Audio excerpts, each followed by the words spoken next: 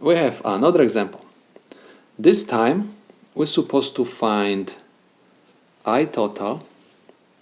Okay, we're supposed to find IR1, we're supposed to find IR3, we're supposed to find IR3, 4. Okay, this is basically it.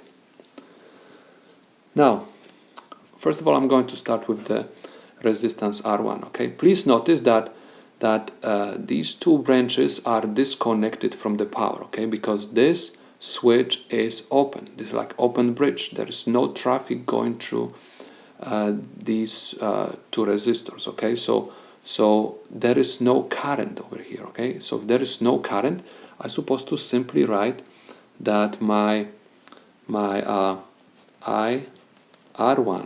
okay, and also IR2 is equal 0 amps. Why 0? Because power is disconnected from these two branches. So please keep in mind that if someone is going to ask you what's the voltage across resistor R1 and voltage across resistor R2, you're supposed to always, in this case, say 0. Why? Because power is not connected. How it looks in the mathematical way. In mathematics, it looks like this. Simply V R1 is equal I R1 times R1. So if I R1 is equal 0 amps times whatever your R1 is, this is going to be always 0 volts. The same situation is going to be with resistor R2. VR2 is equal IR2 times R2. If IR2 is equal 0, okay, because power is not connected, the switch is open. So if 0 amps times R2 gives me 0 volts. Okay, so over here we have just zeros. Now, so switch 1 is closed and switch 3 is closed, so means current is going to flow through these two branches. Okay, and please realize that these two resistors are in parallel because current is going to flow and is going to split, okay, into two currents, IR3 and IR4, and is going to get back. So it means that these two resistors are in parallel. Okay, they are connected together by two terminals like this. Okay, so what I would do, I would simply just write that V1 is equal to VR3, and this is also equal to VR4. Okay, this is equal to 35 volts. Again, because the power is connected directly across these resistors. See, the positive terminal is connected to these two terminals of your resistors, and by ground, okay, negative terminal is connected to these two. So it means that we have direct connection across the voltage source for these two resistors. Next, I'm supposed to find IR3. IR3 is equal to VR3 over R3. So this is equal to 35 volts over 560 ohms. Okay, so we have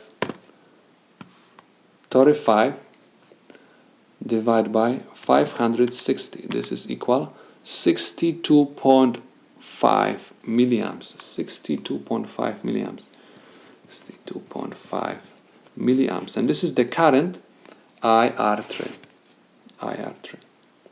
Okay, in order to find this current, I have to find this current as well. So I have IR4 is equal VR4 over R4. So I have IR4 is equal VR4 is equal 35 volts over 1 kilo. So 35 volts over 1 kilo ohm is equal to 35 milliamps. Let me show you how to do this on the calculator. So I have 35 divided by 1 exponent 3.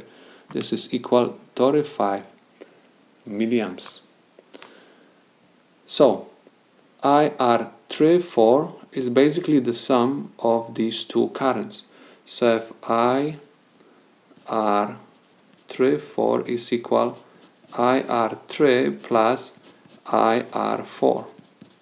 So this is equal 62.5 milliamps, 62.5 milliamps plus 35 milliamps is equal, again let's practice calculator, so if 62.5 exponent 3 negative plus 35 exponent 3 negative equals 97.5 milliamps. Okay, so basically these are the answers, because we were supposed to find I total. Okay, I total, by the way, I total is the current which goes through this wire. Okay, it's going to split into two currents and it's going to come out over here, so we can say that I total is equal IR34, and this is equal again 97.5 milliamps. That's why I said that we found everything. Okay, so we found IR3, we found IR1. Okay, so we can say that the problem is solved.